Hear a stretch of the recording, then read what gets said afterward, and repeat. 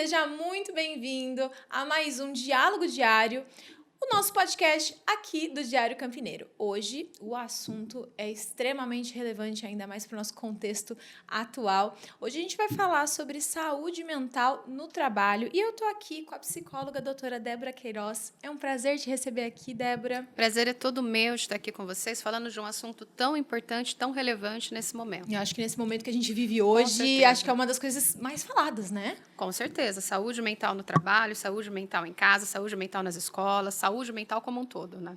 E eu acho que hoje, no contexto geral, hoje, com tanta informação chegando às pessoas, eu acho que as pessoas elas têm dificuldade de identificar aí problemas relacionados à saúde mental, a essa condição. O que você acha sobre isso? Vamos falar um pouquinho sobre esse contexto geral que as pessoas estão vivendo hoje. As pessoas elas estão com dificuldade porque muitas vezes elas não se reconhecem, né? Eu não sei se eu estou triste, se eu estou feliz, se eu estou com estresse, se eu estou cansado. Então, elas não têm esse autoconhecimento. Então, quanto mais autoconhecimento a gente tem, quanto mais eu sei sobre as minhas emoções, sobre os meus comportamentos, fica mais fácil de identificar os meus limites para as coisas. Sim. Então, eu falo muito para os meus pacientes no consultório. Tem paciente que fala assim, eu tô puto. Eu falo, puto não é sentimento.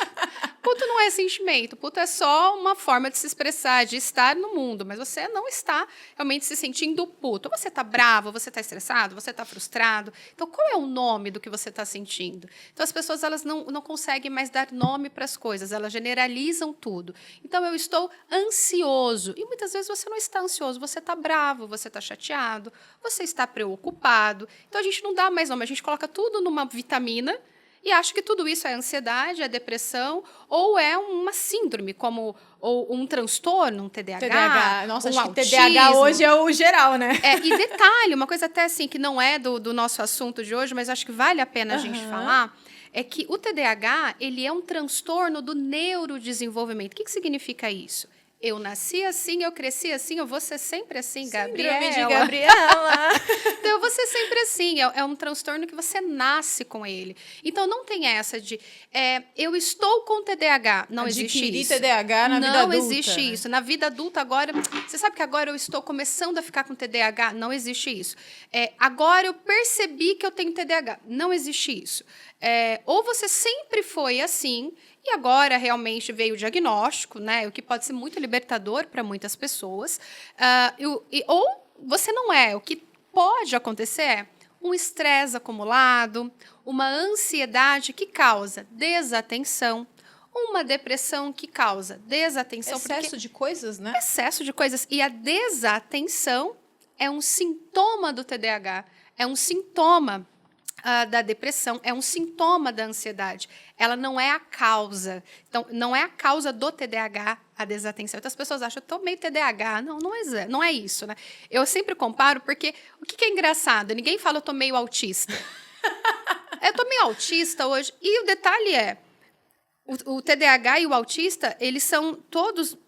transtornos do neurodesenvolvimento. As pessoas nasceram assim, eles são todos da mesma casinha. E vão se adaptando, né, conforme ali. Conforme, né, as necessidades, as situações e tal. Então, eu falo, todo mundo precisa ter, quanto mais conhecimento você tem a respeito de si mesmo, do seu ambiente, daquilo que você consegue mudar, melhor a gente vai viver a vida, pra poder né? se adaptar de acordo com a sua realidade, né? Com certeza.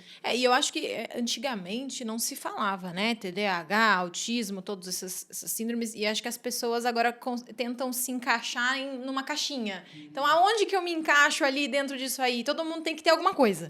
O que eu acho interessante é que as pessoas... Eu escuto muito assim...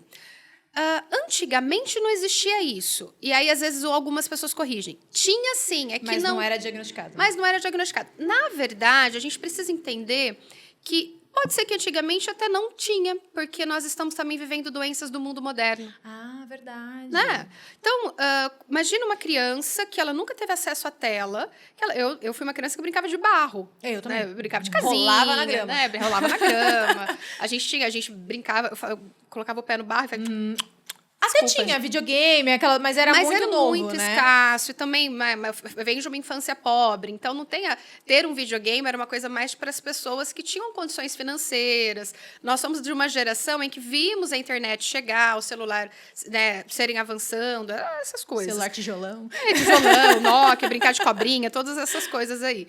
Então, são doenças do mundo moderno. Então, o burnout, que nós vamos falar um pouquinho hoje, eu acredito nisso, né? Até as ansiedades maiores, as depressões que vêm com mais afinco, não é que elas estão agora, tipo, antes não tinha, até tinha, mas são doenças que hoje elas estão acompanhando o mundo moderno, né? Quanto mais dificuldade a gente está tendo de se adaptar a esse mundo de informações, Sim. mais as doenças estão aparecendo também. Antigamente as crianças, Malemar era televisão, né? Com certeza. Não existia streaming, não existia YouTube, não existia nada disso. A gente brincava de Barbie, brincava de boneca. Eu acho que, assim, o TDAH talvez existisse, porque a gente via muitas crianças com falta de atenção, déficit. Antigamente era déficit de atenção, né? Que a gente falava, não tinha esse termo TDAH. Mas não era tão comum quanto hoje. Talvez pelos estímulos que essas crianças recebem hoje também? Eu sou um TDAH tardio, vamos dizer assim. Eu fui diagnosticada já na época da pandemia. E aí o que é interessante, né? Não é o foco, mas o que é interessante é que eu conseguia gerenciar muito bem esse tal de TDAH, porque eu também falava, isso aí é meio frescurada da galera, né? É porque eu diferenciava muito bem as coisas e eu conseguia lidar muito bem com as minhas dificuldades. Mas quando eu olhei para minha infância, sempre fui do mesmo jeito. Eu também. Então, eu olhava lá na minha infância e eu não conseguia nunca estudar na minha casa. Eu estudava com as minhas amigas, então eu ouvia o que o meu professor falava. Sempre fui muito bem em provas, na época de faculdade também sempre fui muito bem. Graças a Deus, meu QI é um pouquinho alto, então QI superior. Então, não sou superdotado nem nada, né? Mas o QI facilita. Sim. Então, sempre criei várias ferramentas que me ajudavam. Mas a hora que eu olho lá para minha infância, sempre do mesmo jeito. Minha avó dizia que eu era lerdinha para as coisas, meio esquecida. É meio esquecida. Não é que é esquecida, é que eu tenho uma memória maravilhosa. Mas a gente faz várias coisas ao mesmo tempo, que tem a ver aí com o próprio TDAH. E aí as pessoas acham, mas é porque hoje todo mundo é TDAH. Se você receber um bom diagnóstico, se você realmente... A medicação, eu falo que ela salva vidas. Primeira vez que eu tomei a medicação para TDAH, eu chorei. Falei, gente, é assim que as pessoas funcionam? A cabeça, ela é assim? Que coisa maravilhosa. Que coisa emocionante. Que coisa maravilhosa. Porque realmente funciona. Eu fico pensando... eu nunca fui uma criança que sentou e leu um livro. Não lia livros. Eu consegui ler um livro com muito esforço da Agatha Christie, porque uma colega me incentivava. Então, eu tinha estímulo, né? Porque aí eu tinha um estímulo, eu ia conseguir discutir com essa colega.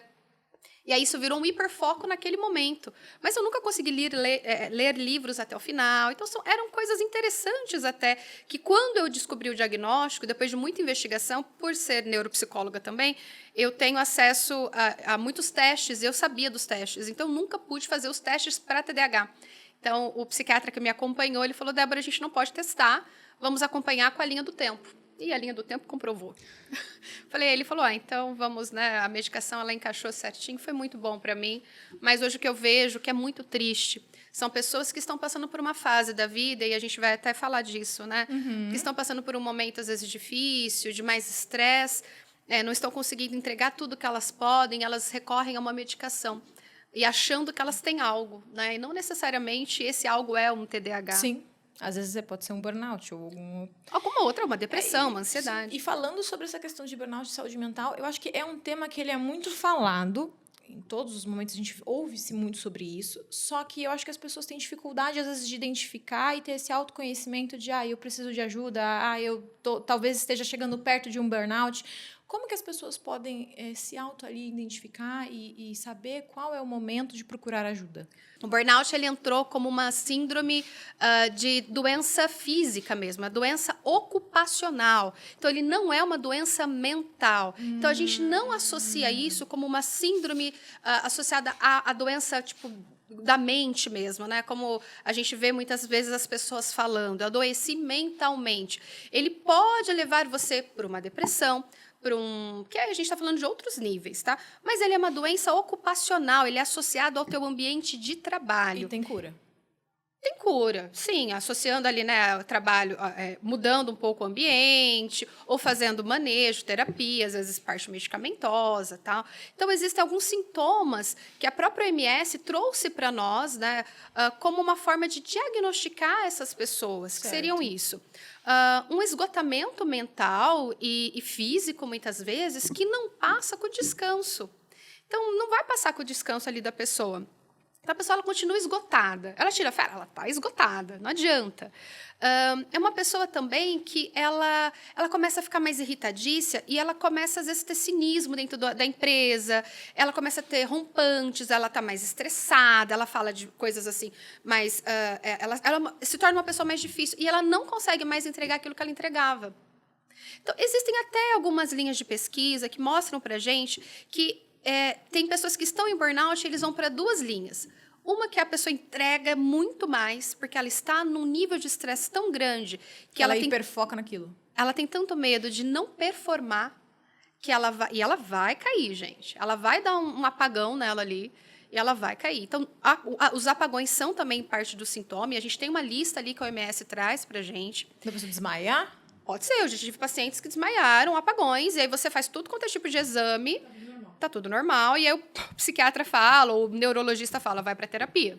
Tem alguma coisa acontecendo e a pessoa ela não consegue perceber que o estresse dela é associado ao trabalho.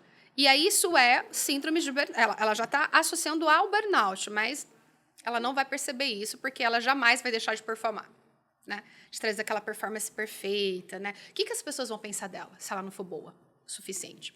Então, tem esse aspecto. E tem gente que ela entra já pelo que é o mais comum, né? Eu acho que ainda se torna até um pouco mais saudável. Aquela pessoa que o corpo diz, eu não aguento mais. A pessoa vai decaindo. Ela vai decaindo, até que ela tem um rompante, às vezes, na empresa, que a empresa fala, não, vai pegar férias. Eu vou dar férias para você, porque você olha o jeito que você tratou o funcionário, olha o que você falou, olha o que aconteceu. E aí a pessoa, ela vai até para um psiquiatra, né? O sono, ela não dorme mais, ela não come direito, tá? Ou ela come muitas coisas que não são saudáveis, né? Ela não consegue desligar do trabalho. E a empresa, às vezes, até dá essas férias ali para a pessoa, mas a pessoa ela não consegue também voltar e ser naquela pessoa que volta ali, tô bem, né? Vou performar melhor, vou voltar com mais eficiência aqui para o meu trabalho. Não consegue. E isso, muitas vezes, a pessoa pode confundir com o cansaço normal da rotina. Pode, mas olha só, né? Quando a gente está cansado, um final de semana a gente descansa e a gente se recupera. Na segunda-feira volta, Tô zero bem, bala. nossa, descansei. Eu tô cansado, eu vou dormir e eu descanso, né? Eu acho que é até interessante, eu vou citar aqui o burnout, para a gente diferenciar, né? Para as pessoas aí de casa, quem estiver nos escutando, realmente diferenciar. Burnout é associado a trabalho, é ocupacional. Mas eu aqui na minha casa, eu estou muito cansada, eu estou em burnout. Você está com esgotamento emocional. Tem diferença. Tem diferença. Porque o burnout, ele é uma síndrome associada ao trabalho. Tá bom? Então, isso é uma diferenciação muito grande e muito importante. Então, não adianta você falar, mas existe aí o burnout parental. Olha, as pesquisas não são conclusivas, mas o que a gente tem aqui hoje? Vamos falar o que a gente tem hoje. A gente tem hoje que o burnout é uma doença do trabalho. Lá da empresa que você trabalha. Lá do seu CNPJ. Vamos pensar assim, do CNPJ. Se você está dentro da sua casa e não tem CNPJ na tua casa, você não tem... Esperamos que não. Esperamos que não. Se tiver também, né? Às vezes uma pessoa que ela tem um trabalho ali home office, que é dela, né? Às vezes ela é... autônoma. Uma autônoma, ela faz ali vários tipos de trabalho. Então, essa tem um esgotamento associado ao CNPJ dela. Tudo bem, ela tem burnout. Ela pode, sim, desenvolver um burnout. Mas existem pessoas, né? E aí a gente vai falar essa diferenciação, que é associada até ao cansaço, das mamães. Que é tão cansativo quanto. Tão cansativo quanto. Que a criança, ela mama de 2 horas, de 2 em 2 horas, ou acorda, né? Ela mama, acorda, depois ela tem ali que limpar a fralda da criança, né? Mamãe que acabou de ser mamãe, depois ela tem que cuidar da casa, ela tenta tirar um cochilo e ela está em esgotamento emocional. Ela não está em burnout. Lembra, os sintomas são parecidos, as coisas são, né? É tudo muito parecido, mas não é esse nome que leva, tá? Não é isso que a gente vai fazer de diagnóstico. Às vezes até você vai num psiquiatra, num psicólogo, às vezes por falta de conhecimento desse profissional, Ele vai falar que você tá no ele burnout. pode falar, parece um burnout, porque os sintomas são parecidos. Mas às vezes essa mãe ela está em depressão, essa mãe ela está em ansiedade, ela está em esgotamento pelo nível de estresse contínuo que ela está vivendo. E não em burnout. Burnout é doença ocupacional, é uma doença do trabalho, não é uma doença que acontece lá porque você cuida do seu filho e da sua casa. Isso que acontece é o esgotamento mesmo, a gente está esgotado. Então, muitas vezes a gente, até a pergunta que você fez, eu descanso e eu me recupero. No burnout, não. Você descansa e continua cansado. Continua cansado. Você não dorme direito, aí você tenta dormir melhor e não vai. E aquela coisa. Então, não tem. A gente consegue até perceber, nossa, eu passei um final de semana na cama.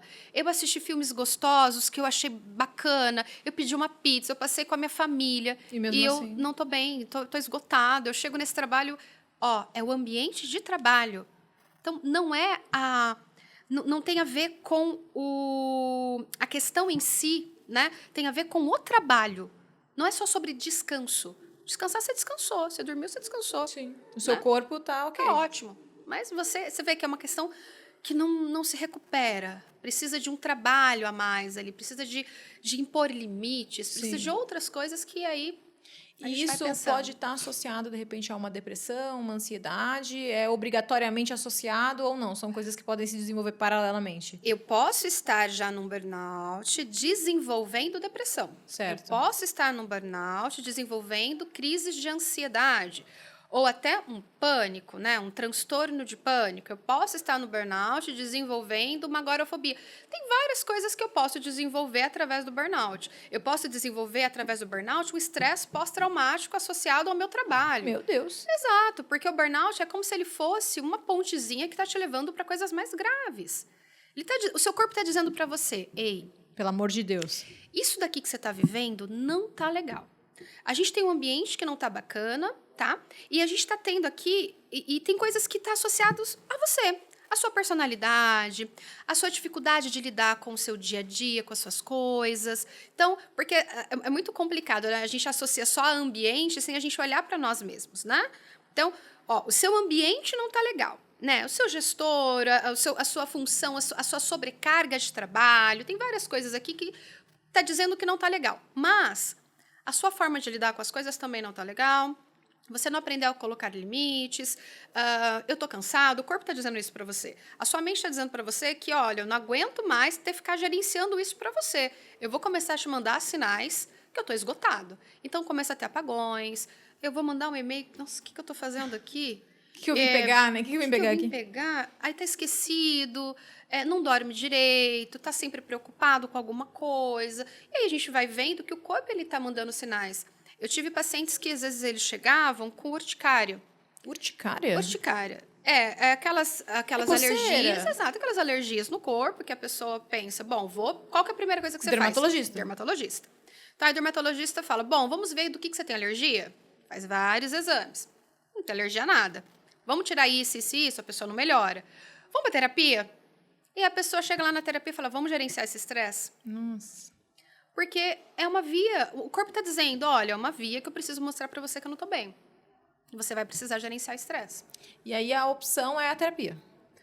Sim, terapia, às vezes até parte medicamentosa, junto com o parceiro psiquiatra, e aí vai. Bom, então, se a pessoa perceber que ela tá ali, ou um esgotamento emocional, que eu também imagino que precisa ser tratado, né?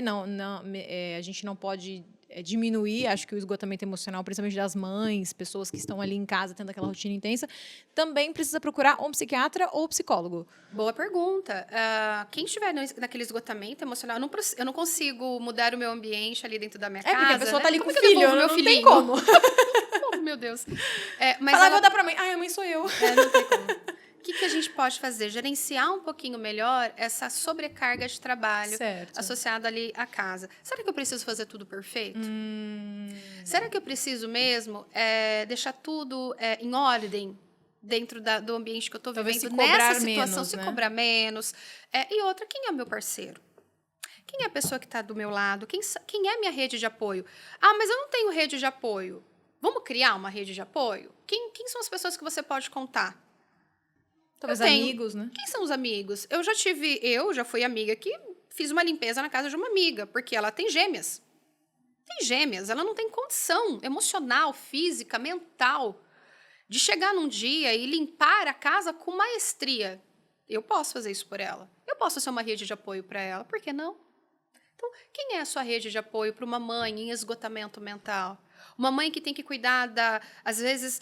E a gente está falando de uma mãe que está dentro de casa. E às vezes ela nem tá trabalhando, a gente não tá falando da parte de trabalho dela, né? Nem citei isso, né? Pode ser que a gente até converse sobre isso mais pra frente, mas vamos pensar numa mãe ali que acabou de ter um neném.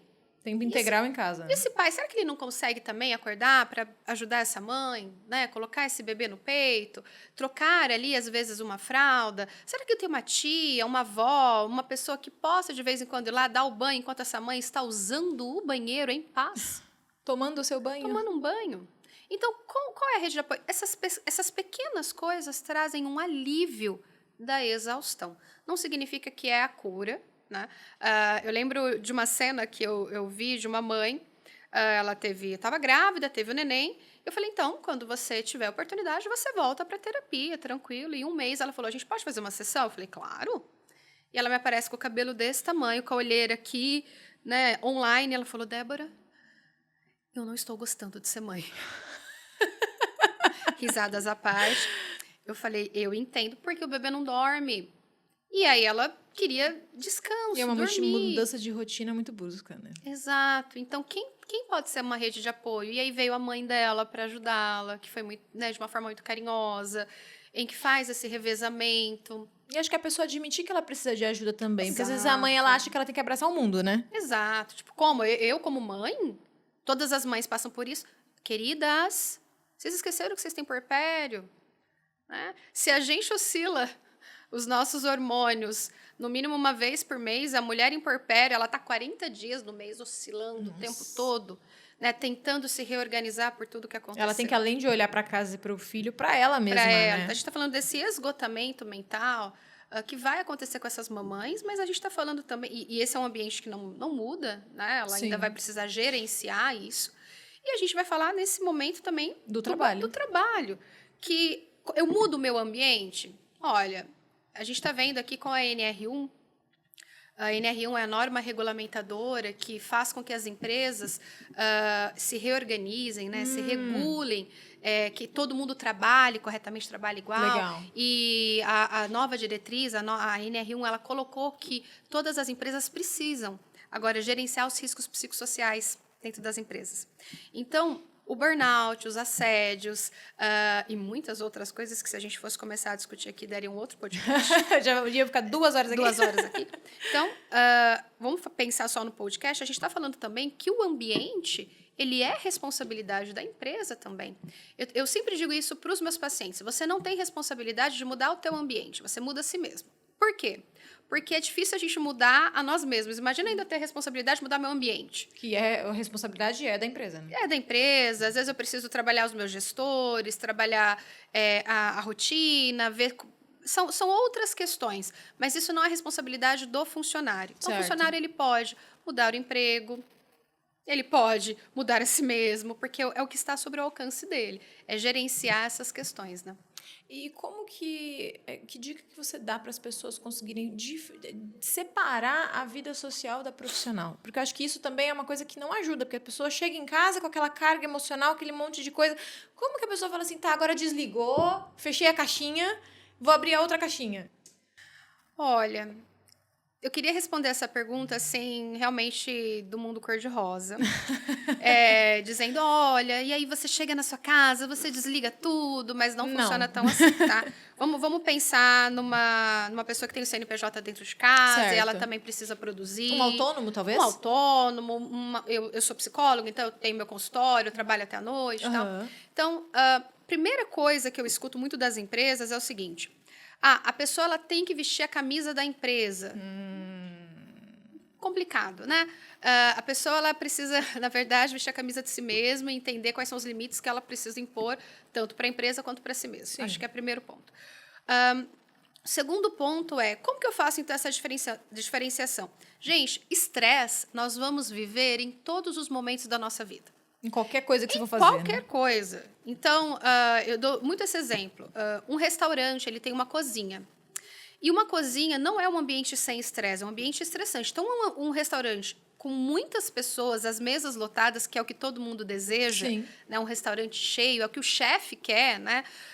É um ambiente estressante, é um ambiente com muitas coisas a serem feitas. Muitas demandas, né? Eu preciso, então, aprender a descomprimir, né? Então, não é que eu vou mudar, eu preciso agora ter um ambiente de tranquilidade e paz. E harmonia. Né? Por favor, você pode fazer a comida... Não, gente, às vezes é aquela coisa... Meu filho, pega o prato! Vamos. Às vezes acontece. Sim. E não tem isso, tipo, vamos trabalhar tudo no mesmo tom. Claro, sem grosseria, Claro. né? Com respeito, com educação, com assertividade. Porque agora a gente não pode mais cobrar as pessoas. Não é assim, eu posso te cobrar sim. Porque isso precisa ser executado e ser feito. E você pode ser firme na sua cobrança, né? Exato, Sem ser nós somos mal adultos, educado. né? Nós somos adultos, eu posso também, eu tenho horário, eu tenho prazo, a empresa precisa de você para executar determinadas coisas. Então, isso é um ponto. Porém, né, a gente também precisa saber como isso é falado e colocado também para o meu colaborador, né? E sabendo que dentro do meu ambiente, eu usei aqui a cozinha de um restaurante, nós já sabemos que a cozinha do restaurante ela é estressante, ela tem um ambiente de estresse, eu preciso também proporcionar, então, momentos de descompressão. Aí a gente vai, então, juntar tudo dessa pergunta aí que você me fez. Eu posso ter um momento em que eu consigo fazer uma respiração.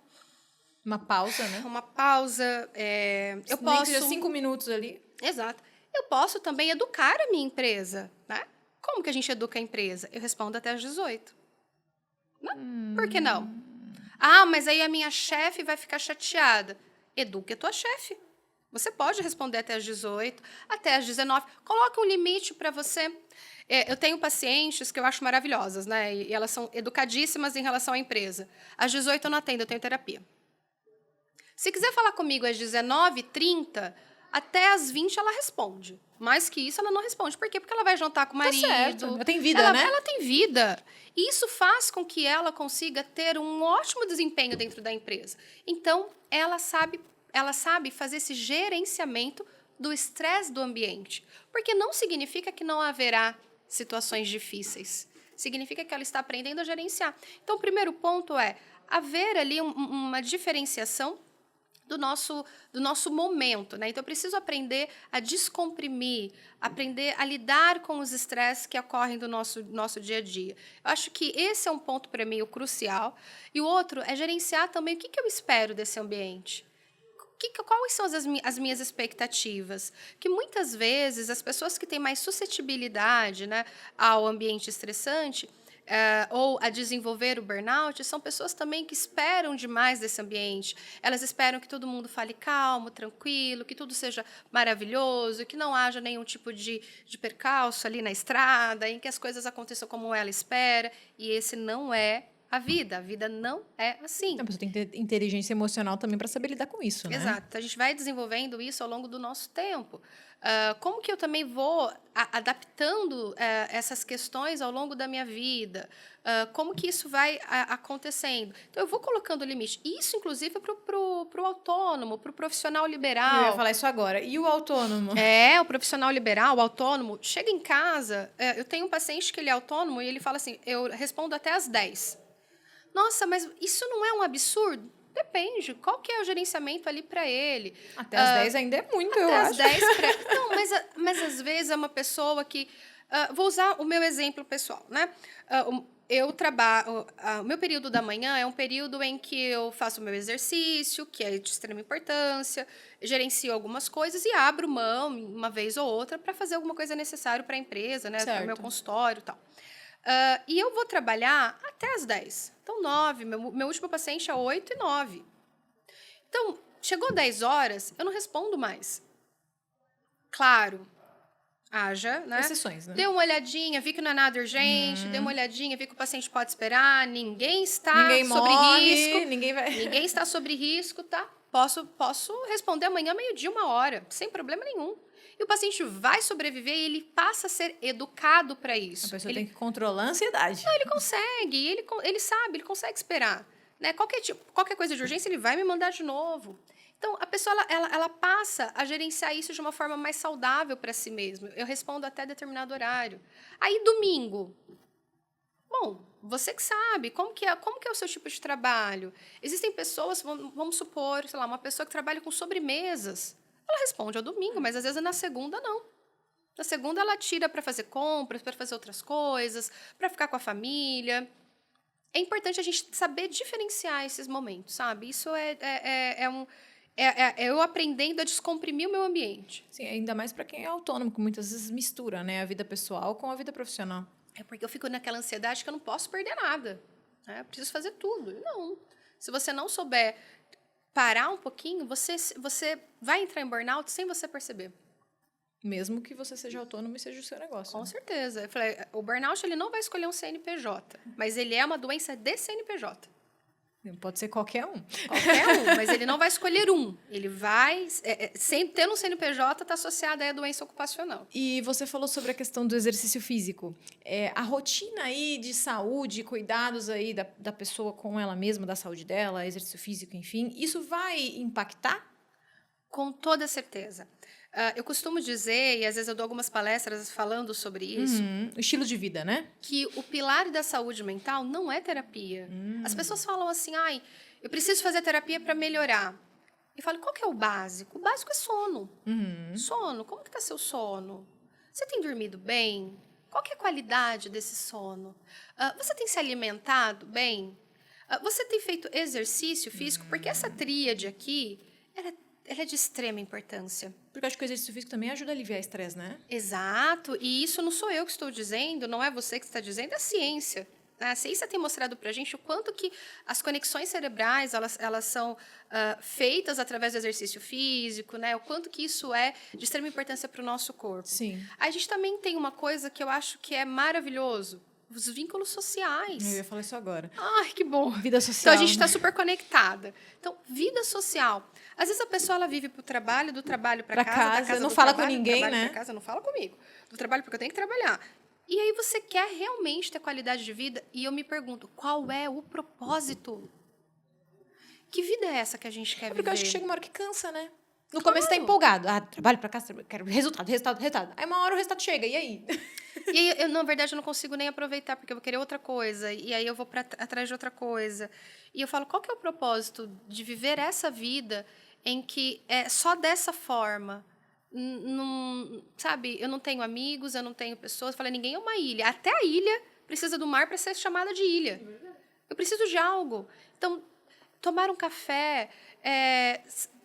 Seja lá, eu vou conversar com uma pessoa da minha família. Tudo bem se você não gosta da sua família, converse com um amigo. Às vezes os amigos são a família que a gente escolheu. Né? Então, eu vou conversar com alguém, eu vou dividir algo com alguém. Olha, eu tenho pessoas assim que às vezes eu pergunto, quem é a pessoa que você pode contar? Eu posso contar com você. Eu falo, além de mim. Porque nem sempre eu posso socorrer em todos os aspectos. Então, aquela pessoa que você pode sentar num lugar e se acolher. Então, a gente está falando aqui de sono, de alimentação. E quando eu falo de alimentação, não é dieta, salada. Pra emagrecer, tá? né? Salada, não é isso. Uma alimentação saudável, com grãos, com iogurtes, né? Pensando no âmbito geral, e com docinho. Docinho faz parte da vida. Açúcar, né? Tá tudo certo.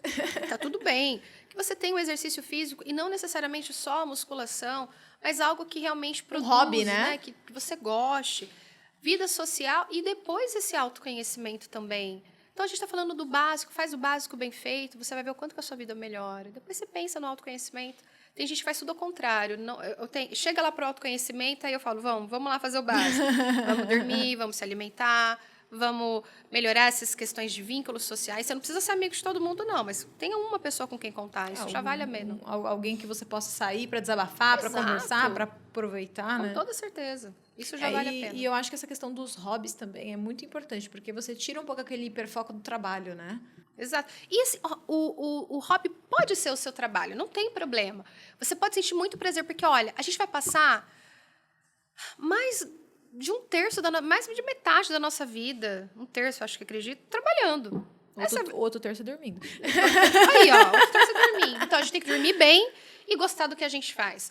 E detalhe, eu posso até não gostar do que eu faço, mas o meu trabalho ele pode financiar os meus hobbies. Né? Entendi. Então, eu posso não ser apaixonado pelo meu trabalho. Mas tem que, no mínimo, gostar, né? Porque também faz mas uma coisa aí que o você odeia. meu trabalho proporciona coisas para mim. Vamos imaginar, entendi. sei lá, eu vou inventar aqui uma profissão que alguém pode se identificar. Um advogado. Certo. Não necessariamente aquele advogado, ele gosta, criminalista. O amor da vida dele O amor da vida dele defender aquelas pessoas e tal. Mas Certo. ele consegue viajar, ele consegue ter Ele a é casa bom no que ele dele. faz e... Ele consegue proporcionar coisas bacanas. Então, Legal. ele não é apaixonado pelo que ele faz, mas ele gosta do que o trabalho proporciona. Vamos pensar assim. Então, tá tudo bem. Agora, uma pessoa que não gosta da remuneração do trabalho, ela não gosta do que... não tem nada para fazer em relação a esse trabalho.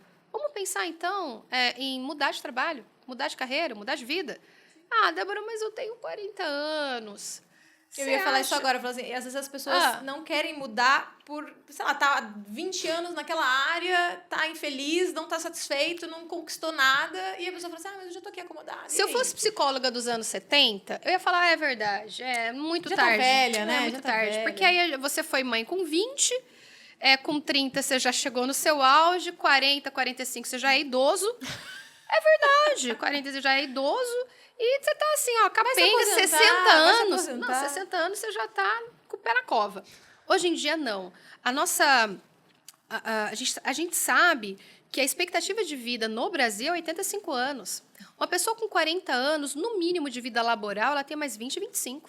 De vida laboral. Que é muito 40, coisa. Ó, 50, 60, 65 para se aposentar. 25 anos aí. Para ela conseguir aí, né, se aposentar. Aí você imagina, 25 por anos idade. fazendo aquilo que ela odeia. Que ela odeia.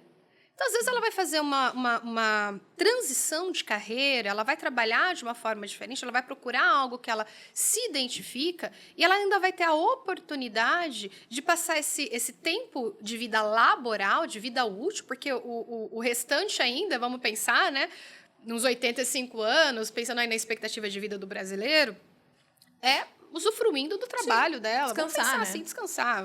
Né? Tô sendo aqui meio romanticista, mas sim, enfim. sim. Então, nesse aspecto, e a pessoa fala, eu tenho 40 anos, eu não vou mudar.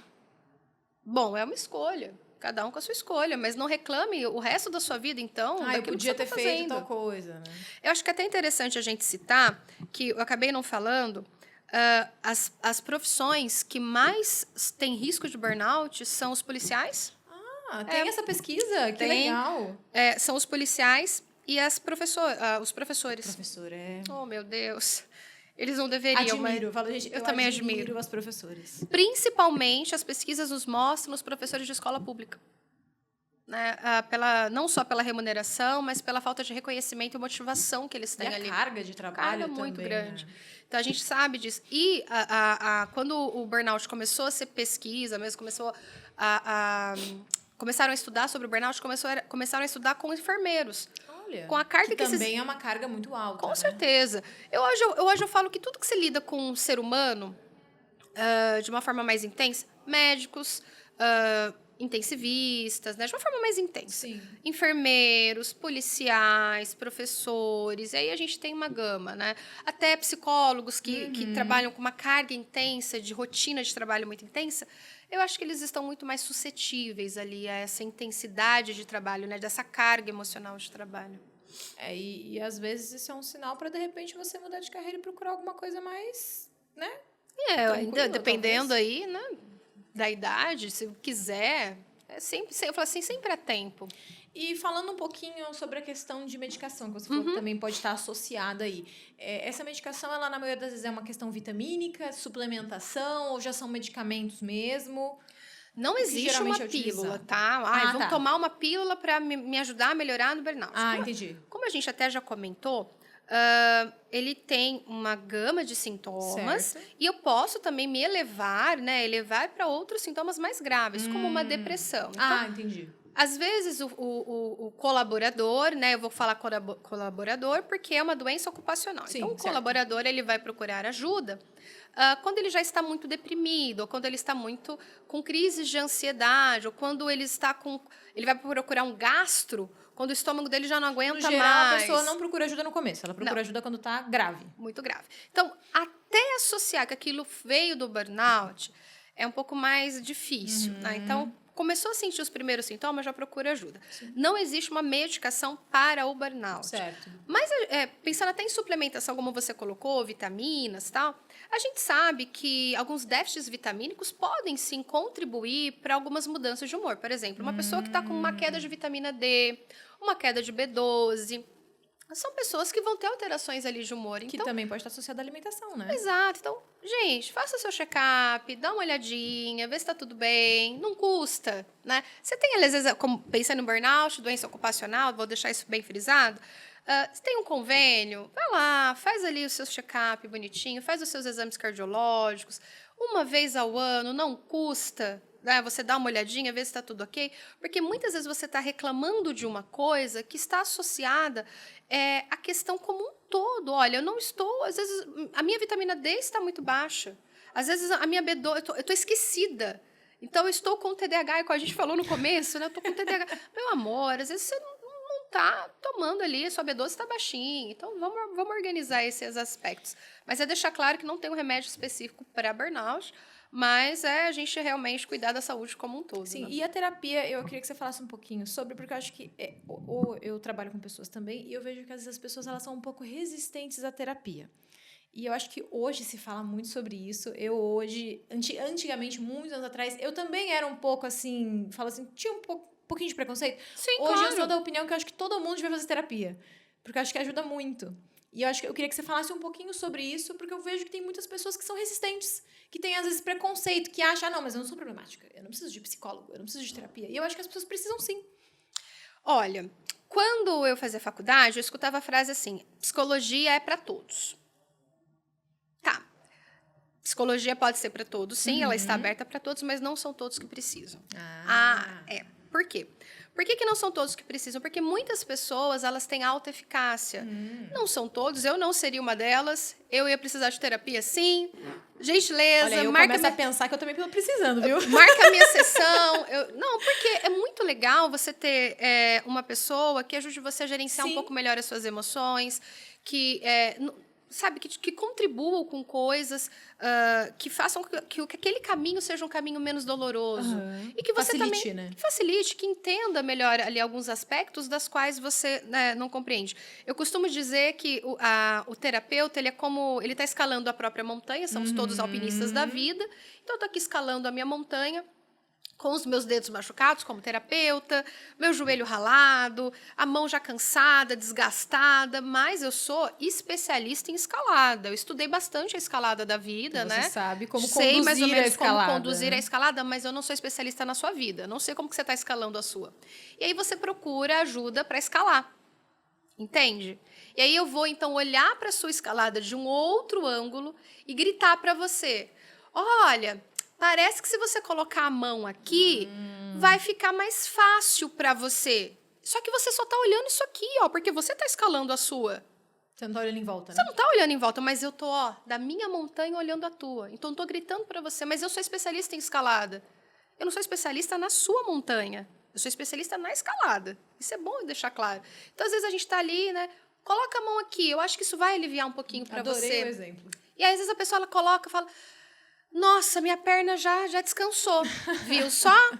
Tá, e agora que você tá um pouco mais aliviado, que você tá mais descansado, como que você se sentiu? Coloca agora a mão aqui, o que você achou disso? Olha, faz sentido, mas aqui me dói aqui, porque eu não tô lá. Eu não sei como que é. Eu não vivo a tua vida. Você é especialista na sua vida, não sou eu. Você que toma as decisões, né? Só que eu tô aqui, na minha escalada. Eu também só tô enxergando isso. E às vezes eu preciso de alguém enxergando a minha montanha. Eu falo, e aí? Onde que eu pego agora? O que você acha? E não é só para dar... Às vezes a gente acha que o psicólogo é para dar conselho. E não, ele vai me ajudar a gerenciar algumas emoções, gerenciar também aspectos das quais eu não estou dando conta. Ver coisas que você também às vezes não tá vendo. Eu faço muito um exercício comigo, por ser terapeuta, assim, o que eu falaria para um paciente? Se ele estivesse me contando isso que tá passando na minha cabeça sobre mim, o que eu falaria? E às vezes eu falaria coisas tão gentis, tão amorosas, tão carinhosas com esse paciente, eu seria tão complacente com ele, eu abraçaria esse paciente, eu falaria, isso é normal. E comigo eu tô aqui, ó. Chibata. Na chibata, exatamente, na chibata. Eu falo, calma, pera, eu acho que eu não tô sendo muito gentil comigo, deixa eu pensar um pouquinho mais. Por que não fazer esse exercício? Então, a gente ensina isso para os pacientes. Qual é o objetivo de fazer terapia? Se tornar seu próprio terapeuta. Sabe por quê? Olha, problema a gente vai ter a vida inteira. Isso é verdade. Dificuldade a gente vai ter a vida inteira. Então, esse negócio de que existia muito preconceito no passado, existia sim porque a terapia, a psicologia em si, né, lá na década de 60, 70, ainda mais o Brasil, que era... década de 60 aqui era ditadura. Então, quando a terapia está vindo para o Brasil, e vale até ressaltar, faz 60 anos, 63 anos que a terapia está no Brasil, a psicologia está no Brasil. É uma criança. É muito pouco tempo, muito pouco tempo. Veio com a pandemia, ficou mais forte, né? Mas é pouquíssimo tempo. Então, o que a gente está dizendo? Que o preconceito ele vem porque a terapia era coisa para transtornos mentais, como que a gente dizia antigamente, para maluco, para doido, né? Era assim, psiquiatra, né? Que vou no psiquiatra, não sou doida para ir no eu não sou doida? Então, é para isso. E hoje, olha que coisa maravilhosa. Todo mundo que quer aprender a gerenciar um pouco melhor, que quer aprender a ter mais organização para a própria vida, que quer expandir, que quer ampliar, convida um profissional para fazer parte desse meio pessoal, né? Íntimo, e ajuda você a caminhar melhor, a escalar melhor esse meio. Né? Para você chegar lá em cima, e eu falo que isso nunca acaba, esse lá em cima é só uma forma fictícia de dizer na vida, né? Para chegar, né, nessa escalada com menos arranhões, com menos desgastes, porque a tempestade, ela vai vir, ela é eminente, ela vem na vida da gente. Só que a gente precisa ter recurso para tudo isso. Sim. Com certeza. E pra gente terminar, essa conversa tá maravilhosa. Imagina, tá deliciosa mesmo. Tá muito boa, sério. Eu ficaria aqui, ó, mais uma hora facilmente. É um assunto que eu acho que ele é muito relevante. A gente tem que falar sobre isso mesmo. Com certeza. Mas pra gente terminar, eu queria que você desse algumas dicas para as pessoas que têm duplas ou triplas jornadas de trabalho. Que aí eu acho que é mais difícil ainda da pessoa conseguir gerenciar. Exato, né? É excelente esse ponto. A gente comentou alguns, aqui ao longo da nossa conversa, alguns pontinhos meio isolados, né? Quanto mais a gente puder diminuir o nosso perfeccionismo, diminuir os nossos padrões e também... Se cobra menos, né? Se cobra menos, né? E também colocar... a equipe da nossa casa, né, para trabalhar a nosso favor também, isso ajuda. Então, quando a gente chega em casa, às vezes a gente tem filho de 5, 10, 12 anos que não lava... 5 anos não, né, gente? Mas de 10 aninhos, 12 anos que não lava um copo. Não, dá pra... Pode colocar uma roupinha ali na máquina que você deixou, pode estender no varal. Saber guardar, né? Isso não vai prejudicar essa criança, isso não vai danificar nenhum tipo de questão cognitiva. Pode aprender, né? Isso vai aliviar você, mãe, vai aliviar o pai. Esses dias eu atendi uma menina de 19 anos, depois eu atendi os pais. Olha que coisa triste, né? O pai trabalha o dia inteiro fora e essa mãe ia voltar para o Brasil. Eles são de fora. Eu falei, tá, mas como que então vai ajudar a questão dos afazeres da casa? Sim. Ele vai fazer sozinho. Porque a filha de 19 anos não sabe, não vai fazer, não vai contribuir. Então, mães, pais, ajudem, façam isso pelos seus filhos. Isso é uma forma de contribuir para o desenvolvimento cognitivo e social deles. Preparar ele para a vida que ele vai ter pela frente. Ele não vai estar com os pais ali para sempre, né? Exato. Isso também, como pessoa, vai te deixar menos sobrecarregado. Então, a gente coloca a família para ajudar, né? Ajudar nessa sobrecarga. Um outro ponto é a gente ter pontos de descompressão, como nós comentamos aqui. Quanto mais a gente puder ter um momentinho para desligar. Teve um momento da minha vida que eu estava com uma demanda de trabalho muito grande e eu chegava em casa e meu ponto de descompressão era o Animal Planet. Ai, adoro Animal Planet. E aí a pessoa falou, mas por quê? Eu falei, porque eu via gente o dia inteiro. E ali eu só via animais. O mundo dos suricatos. Exato, ótimo. Então eu vi as baleias, eu vi os bichinhos, eu assisti as clínicas veterinárias. Legal. E achava o máximo. E aí, mas por quê? Se aprendia algo, era algo produtivo? Não. Exatamente, eu não queria ser produtiva, eu não queria fazer nada. Era aquilo. facilitem o dia de vocês. Ter algo congelado, ter algo que vai facilitar o dia a dia, vai contribuir para que você tenha mais tempo para poder passar um pouquinho assistindo um filme, uma série no seu final do dia. Ai, Débora, eu não tenho tempo. O banho. O banho pode ser um tempo essencial para você. Então, às vezes, toma um banho no escuro, só com uma luz de vela, fazendo mindfulness, sabe? Entrando em contato com os aromas, com as sensações. Isso faz com que a gente esteja presente para o momento presente, aliviando os sintomas que a gente teve de estresse no nosso dia a dia. Então, qualquer coisa que nós possamos fazer que alivie a sobrecarga que todo mundo tem, alguns mais, outros menos, mas que todo mundo passa, vai ser de uma excelente contribuição para a gente aliviar primeiro os sintomas do burnout e também o nosso dia a dia como um todo, para a gente ter uma vida mais produtiva e até uma vida com mais propósito. Com certeza. E onde que as pessoas te encontram? Primeiro eu quero agradecer a oportunidade de estar aqui no Diálogos, falando com vocês dessa forma tão gostosa. Esse bate-papo foi delicioso. Esse bate-papo foi delicioso. Foi muito gostoso mesmo. Eu estou na rede social, deboraqueiroz.psc. Legal, a gente vai deixar aqui no Obrigada. Eu atendo em Valinhos e eu tenho uma consultoria em saúde mental, chama H-Mind, Healthest Mind. Nós atendemos grandes empresas e trabalhamos com saúde mental dentro das empresas, falando exatamente sobre burnout, assédio, e nós fazemos o mapeamento da NR1. Então, nós trabalhamos com os riscos psicossociais, fazemos toda essa parte desse gerenciamento desses riscos. Então, é um trabalho muito legal. E ajudamos esses colaboradores, essas empresas, nesse gerenciamento, nesses processos. Eu vou deixar também aqui, né, se vocês puderem colocar o site da minha empresa. Se alguém quiser também entrar em contato, vai ser de grande ajuda. Débora, foi um prazer te receber aqui. Eu amei o nosso bate-papo. Obrigada. Bom, vocês aí de casa, por favor, acompanhem a doutora e entrem em contato. Vamos deixar aqui todas as informações aqui no GC. E espero você aqui mais vezes. Gente. Muito obrigada. Acho que essa parte de psicologia tem muitos assuntos que a gente pode abordar. Será um prazer estar aqui. E, bom, acompanhe aí nossas redes sociais, nosso Instagram, nosso YouTube. Mais uma vez, muito obrigada por estarem aqui com a gente no Diálogo Diário. Débora, foi um prazer. Obrigada. E sigam aí acompanhando a gente. Obrigada pela sua audiência e até o próximo programa.